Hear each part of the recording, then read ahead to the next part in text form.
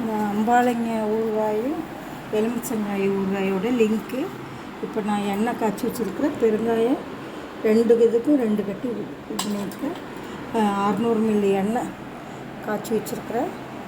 இது 2லையுமே நான் ஊற்ற போகிறேன்.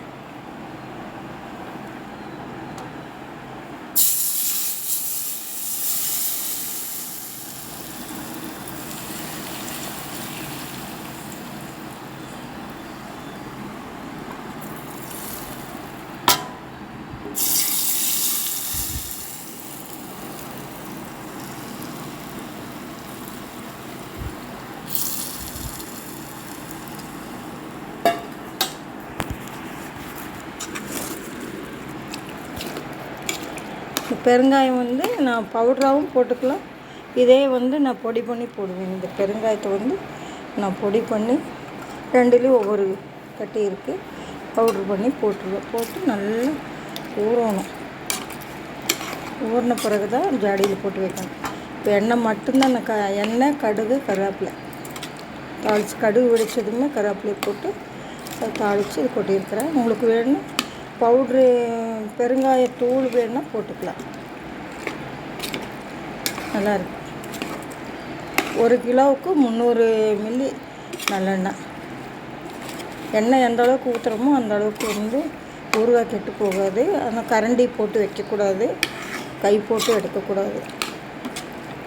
ஸ்பூன் வச்சு எடுத்துகிட்டு நான் டைட்டாக மூடி வச்சுக்கலாம். ஃப்ரிட்ஜில் வச்சுக்கலாம். தேவை இருக்கும்போது யூஸ் பண்ணிக்கலாம். நல்லாயிருக்கும். அதோட லிங்கு பார்த்து பயனடைங்க. இது வந்து எலுமிச்சங்காய் ஊறுகாய். இது போட்டு வச்சு 1 வாரம் ஆச்சு. இப்போ தான் தாளித்தேன்.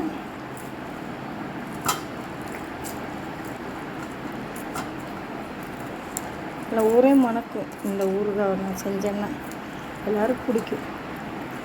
வந்தால் உரம்பரை வந்தால் நான் கொடுத்துருவேன். ஊறுகாய் ஊருக்கெல்லாம் போனேன்னா கொண்டு போயிடுவேன். ரொம்ப நல்லாயிருக்கும். வீட்டிலே நம்ம செஞ்சு வச்சுட்டோம்னா கடையிலெல்லாம் வாங்க வேண்டியதில்லை. அப்படியே எண்ணெயிலே செட் ஆகிடும் ஊறுகாய். இந்த மாதிரி ஜாடி இருந்தால் போட்டு, இந்த மாதிரி பாட்டில் இருந்தால் போட்டு வைக்கலாம். இதில் மாங்காய் ஊறுகாய் போட்டு வச்சுருக்கோம். மாங்காய், நெல்லிக்காய் இது வேணாலும் ஊறுகாய் போடலாம். இது எப்படி இருக்குன்னு சாப்பிட்டு பார்த்து கமெண்டில் சொல்லுங்கள்.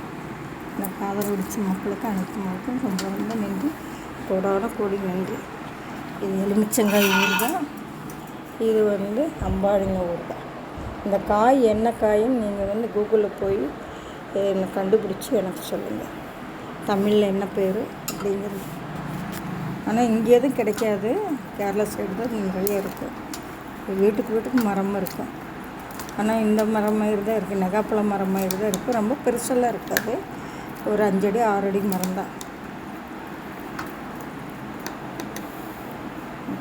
ரொம்ப நன்றி மக்களே.